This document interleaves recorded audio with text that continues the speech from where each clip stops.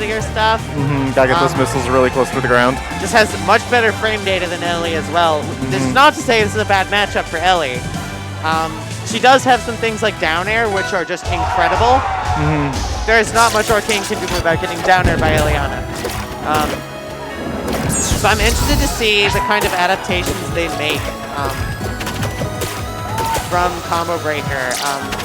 Really, well, we do see he brings Elliana as opposed to the Maypul. Yeah, which is definitely a surprise, but I guess Sparx is confident he can do it. I think he's been primarily practicing Ellie, so this makes a lot of sense. Great uppie there. Yeah, that was looking really close. I thought he had that stock for a second, for sure. That was a nice mind stick. That was incredible. Ooh. Not opting for the kind of up air in there. Might have killed, but caught the air dodge. But was that an Orca hop? I'm not sure. Yeah, I couldn't tell. You can't see him. Right, well, Doots getting the first stock, and that's kind of where a lot of the struggle comes from. Is it's really easy for Orcane to kill Ellie, but not some. That was pretty. All right. Yeah, Orcane's weight and air friction properties make it really difficult to finish off stocks against that character if they start getting like outside of really good confirm ranges. I particularly struggle with that in this matchup a lot, especially with Doots. He'll regularly end up getting like 200% against me. Yeah, and like I find it just awkward to try to get like a combo that kills Orcane. And especially with the Mind Stick changes, mine will be less reliable, so Sparx is going to have to find just solid kill confirms. Well, it is easiest to kill Orcane off the top, so I feel like the mine is the approach to go. He just needs to get up there and take up airs. Like, let the mine send him up and then like catch him with an up air near the top blast zone as opposed to immediately hitting him out of this mine hit stun like he got on that platform. Yeah. Like, I feel like a mine explosion at 100%, like, Orcane should just be dead. Yeah, generally Ellie does want to get Orcane above her and try to juggle him because Orcane does not have great options to cover below. And now we're seeing great super jump from Sparx. You need to seal out these stocks against Orcane. You can't let it get to be this even because if you get tech chase once, then you're in such a bad position. Great missile there, forcing Doots to land. So how are Elliana's edge guarding options in this matchup? They're actually quite good. Forward tilt is really strong against like Bubble Butt, the reverse forward air. And then you also have like Mine at the ledge to cover side B to the wall. You have just a parry to cover side B to stage. You can set up some good options to cover it. But down strong. Missing that down tilt. I would definitely love to see some forward tilts from Sparx trying to cover Doots' Oh, well, you're not gonna. This is the Maypul. This is what I was expecting to see. You know, I'm a little surprised if he was confident enough to bring Elliana in the first place, and that game was really close. Like, I think, again, there was just maybe a couple missed opportunities to take stocks a little sooner that really, they weren't that far off, and I think that game could have gone either way. Yeah, and just like, in general, I think it really comes down to how Sparx is going to control the neutral against Doots. And then capitalizing off it too, because Doots' recovery is pretty solid, but there's a few habits that Sparx can definitely try to exploit. He's just going to have to be waiting and reacting and trying to edge guard as best he can. Yeah, we're seeing him have a hard time with the Orcane options so far. Like overshooting on the last recovery, which let him get back on stage. But here we have him without a pummel. And, oh my God. Wow, covered that Orca hop beautifully. That Lily was so well placed. Wow, and Sparx taking that first stock. Generally, I see a lot more confidence in neutral as well as advantage from Sparx in this matchup with Maypul. I'm really loving his positioning in the air and then down specialing to get to the ground to cover options and be safe from just standing on the stage for some up special or down special shenanigans. Yeah. Oh, great catch. Doots does really like to do that that forward air across the stage. The bubble butt. Platforms. So Sparx catching onto that and immediately intercepting it this early is really good. Yeah, I was watching him in one of his sets earlier off stream where Doots was like just bubble butting back and forth across forest floor and neutral. As soon as he would get like under his opponent, he would just be bubble butting around. Yeah, and you cannot let him get away with that, especially as Maypul when you have such good tools to go up and cover something vertically. But great stock again from Sparx being taken from a forward air off stage. I really liked his like bubble butt positioning right to ledge there. I thought that was pretty clean because like if you overshoot that can put you in a very dangerous position. Oh my God. Narrowly missed that forward air. That is one thing Sparx absolutely loves, especially on this stage, is those... I'd say the character change is doing him very well. Yeah. He's got a commanding lead in this game. He's way up on this. This is looking like, you know, just a confirm away. Yeah, again, a lot more confidence on his edge guards, especially as Maypul, which you really need to have down against Orcane, because Orcane's recovery is probably one of his weaker points, and being able to cover it, like with Lily, with just hitting him far off stage and forcing options with the forward airs, is really good. Well, also missing those edge guards is how we get to that 200 damage Orcane issue where suddenly everything knocks him too far away to confirm on him, but nothing quite hits him hard enough to kill him. Oh, beautiful.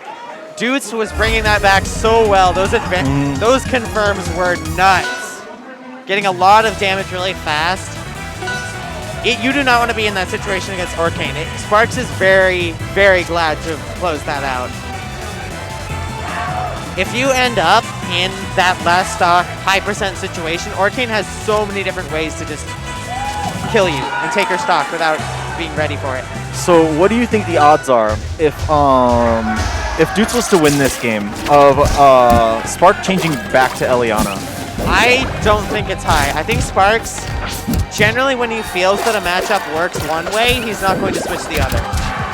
He's seen that the Maypul is really good. It works really well. And I don't think he's going to try to switch. Great! Oh, awesome. Up air, tether up air. He went for the he's looking nair much last more time. dominant in this matchup. Yeah. Yeah, it was the nair at the end of that last game. Yep, and that's one of, I think Sparx is really good at mixing up between the ups. Ooh. Oh! Having a puddle, unfortunately not being able to kill off that, but again, with that puddle off screen, like, first all Sparx knows, maybe, I'm not sure if he was even aware it was there, and he might have just thought he just got the kill. It does kind of blend in with the platform. I wasn't sure either. Yeah, and it was off on the far right, and they were off stage on the left. It just wasn't visible. Yeah. All right. Into Lily with the seed. No tether. Yeah, unfortunate. Maybe he just wants to save it. Again, this neutral is so good for Sparx. Oh, beautiful. Beautiful confirm. Those back airs are really scary. You can get either, depending on your DI, you can either get just back aired again, you can get up bead, and with tether, it's such a hard position to be in.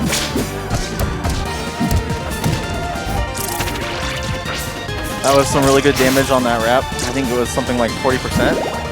As opposed to like just smashing him again and trying to push him off stage into an edge guard. Yeah. But here we go. Now he gets his edge guard with a lot more damage. And Lily on being him. up there is so huge. Oh, but it's gone. Oh my God. Oh, 3 stock. Oh, yeah. This is much better for him than the Elliana. Yeah, he is just so confident. Like, he is showing dominance in every phase of the game. Neutral, he's got it with those dash attacks, the just well-placed aerial shutting down Doots. And then he has the advantage to capitalize when he does win those neutral wins, get those neutral wins. It's really big improvement, but Doots is still in this. Doots did bring it really close on that first Maypul game.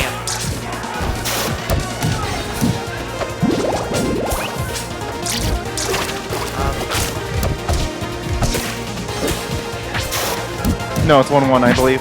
Yeah. It's 1-1. Oh, no, it is 2-1. Is it 2-1? Yes. Oh, okay. So yeah, Frozen is, I think this is a good stage for both of them. We're probably going to see Sparx using that center platform a lot, and Doots has a lot of places to put his puddle. Just threaten all 3 platforms. Yeah. And the space between. And that center Oh, that was platform, interesting. I wonder what that was supposed to be. I can't imagine he meant for that forward smash there. Yeah. Not sure. Lily, Oh, no. man. Okay. That was definitely not supposed to be a side B. Yeah, one misinput leads to another, I guess. Yeah. Unfortunate SD from Sparx. This could be what Doots needs to get back into this. After that last game, I can definitely tell Doots is trying to play just a bit slower. Yeah, Nair hopping on the mid platform. Yeah. Experimenting with some different options this time around. Oh my god! Yeah, I don't think we've been seeing him Nair bounce in neutral this whole set. Yeah, I mean... And it seems, yeah, Doots is really relying on that down tilt, which, I mean, who can blame him? The move's incredible. Down tilt will shut down pretty much any of Sparx's approach options from the ground, so it's going to be a really strong tool to press. But Sparx is, I don't feel like Sparx is spending that much time on the ground. He's doing a lot of platform movement. I feel like he's been catching Doots out with a lot of nairs and dares. Absolutely, and that's where Sparx benefits from Frozen. And Right. I think Doots will do better on it if Sparx decides to play the more grounded game. And having those platforms for follow-ups as well is, I think it benefits both of them a lot. No tether there. I'm surprised we didn't see the tether fair. Yeah, both of them are finding a really hard time. There we go. I was about to say, having a really hard time finding that kill confirm. Oh my god, beautiful. amazing Love that. tech read. Wow. Just going for a jab, reading the tech roll And drop towards through. to the right, and just punishing it with up B. Immediately evening up the game. I actually really like the drop through option because if he got the tech wrong, he could have just come back up with either like a back air or a nair. Yeah. Or just like retreated if he just didn't feel comfortable with it. Yeah, he didn't even have to go back on the platform, which is the nice thing. It was definitely a really good option there. And now, again, we're in this even last stock situation. Doots has been doing really good at moving around Sparx here in this last game. Not last game, in this fourth game. Down till down strong. Really good stuff catching that. The DI-in. Catching Sparx on the ledge. DIing in. Getting hit by the down strong. And it's game 5. Last minute control switch? Oh, the 10% difference. The 10% dash sensitivity. Could this make the difference? That was that the, oh, that was dash sense? Okay. I wasn't sure if he was doing right sticker. Maybe that was what happened on the platform with the forward smash. But he turned the dash sensitivity up. Which does affect flat drops. Okay, yeah. Oh! It was a turnaround drop through forward air. And he was going to bubble butt. Oh, wait, that might be it? Because he ran forward and then did a pivot forward smash. Yeah. Alright. This last counter pick. Sparx1 on Jules and Air Armada, which are some pretty different stages, I would say. He did better on the Jules game for sure. So maybe something a little flatter, like blazing might be nice. For Sparx? Yeah. Just something that doesn't have, well, maybe he wants less platforms, in which case blazing would be worse. And I feel like he liked the high platforms, like both on Frozen Fortress and on Air Armada. They had the really high up platforms. Treetop, okay. I'm sorry, not treetop. High dive hideaway. Yeah. Great music here as well. I've seen a lot of great game 5s on here. Alright. So yeah, again, what we want to see from Sparx is really good tether confirms. Just putting a ton of pressure off stage. Doots is going to need to move well around Sparx, just not letting the Maypul intercept a lot of his approaches. I think both of them need to start like finding these kills quite a bit sooner. Like we need to start seeing a stock taken in the next 10 or 20%, because then we just start seeing those 180, like 200% stocks that like the stock 2 of last game came down to, both from one touch. And you were saying it, and Doots immediately took that kill. And so now Sparx really needs to respond in kind, or he can end up like taking tons of chip damage here before he gets that his stock any return. kind of combo like this from Orcane, and you are eating so much damage. Yeah, now he's a full stock behind. Full stock up, and you're getting edge guarded, and Doots can just keep hitting you.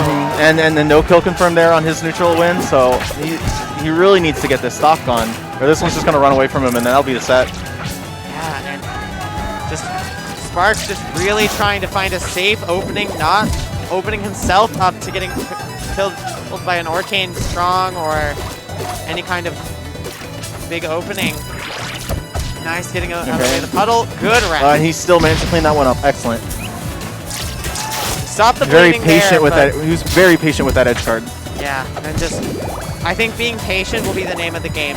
Figuring out how Doots wants to approach in this situation and just not letting him love that. get the better. Cheeky. Ooh, yeah, Doots needs to find one of these up airs like really quick. Because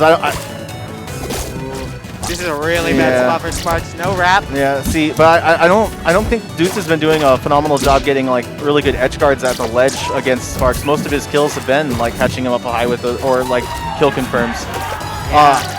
The one that comes to mind is the down smash or like in game 1, but that was against Elliana. Yeah.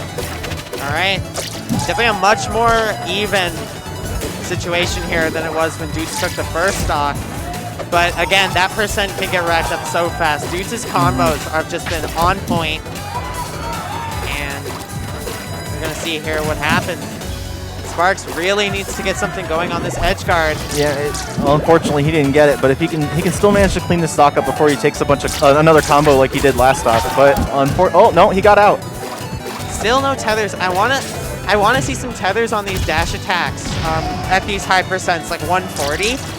You can do dash attack, tether, and then nair or forward air, or you have options, and it really makes it a lot more threatening to play neutral against Maypul in that last stock situation. I was really worried when he just caught that bubble off stage. He managed to get back, but we just find each other on lots of just edge guarding right now here at the last stock of the set. This is terrifying. Sparx. The up air! The spike hit of the up air, finishing his stock there, and Doots taking it. Yeah, I really had faith in Sparx's Maypul there. It was really looking dominant. I thought for sure after games 2 and 3. Yeah, but Doots just adjusted really well. Had just so much advantage when Doots got those openings, and Sparx really just did not have the edge guards and the tether combos that we saw that made his first 2 Maypul games so strong. And I think that's where Doots was able to make up the difference. Yeah, and also him not being able to close that stocks out, because as we saw at the end of